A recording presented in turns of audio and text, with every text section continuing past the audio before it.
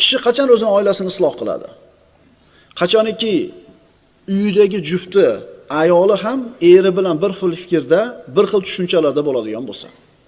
Agar eri xotinning fikri bir, tushunchalari bir, maqsadlari bir bo'lsa, bu oila saodatli bo'ladi.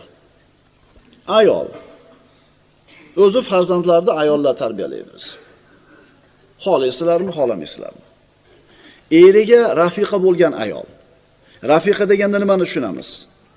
Erini itoatida, erini shokalasida, namozxon, ro'zador, Robbisini yaxshi ko'radi, Allohning hukmida qoyim, uy ishlarini rioya qiladi, farzandlarning tarbiyasi bilan mashg'ul bo'lgan ayol. Bunday ayol faqat xotin emas, birodarlar. Erkak kishining haqiqiy hayotdagi sherigi bo'ladi.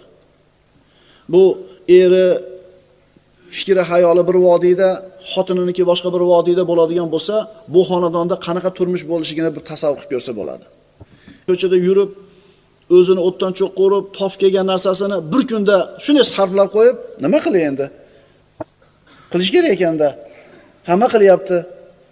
Nima boshqalardan qolamizmi deydigan xotin emas.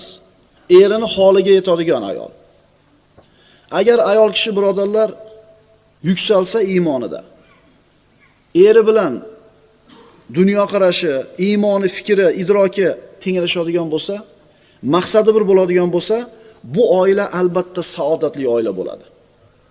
Hozirgi kunda birodarlar, hozirgi dunyoda til bilan aytganda, xotin faqat uydagi xizmatkor emas. Haqiqiy erini hayotdagi sherigi bo'lishligi kerak. Ush bir ovqat qil, eshik tozala, iymondan bexabar, dindan bexabar, o'y fikri, dunyo. Bunaqa ayoldan er zerikadi. Bunaqa ayoldan er zerikadi. Er ham, ayol ham bir-biridan zerikadi. Bunaqa xonadon hech qachon saodatli bo'lmaydi. Shuning uchun birodarlar, farzandlarning tarbiyasidan avval ayollarning tarbiyasiga e'tibor qaratishlik kerak bo'ladi.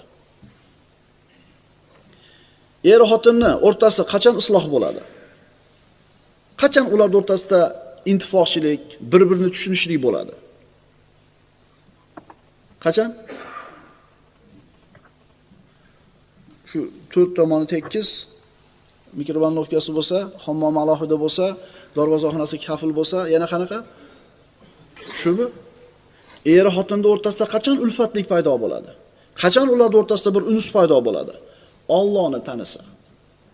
Ishonavering, agar er xotin Allohni bir xil taniydigan bo'lsa, bu xonadonda albatta saodat bo'ladi. Endi dunyoviy farovon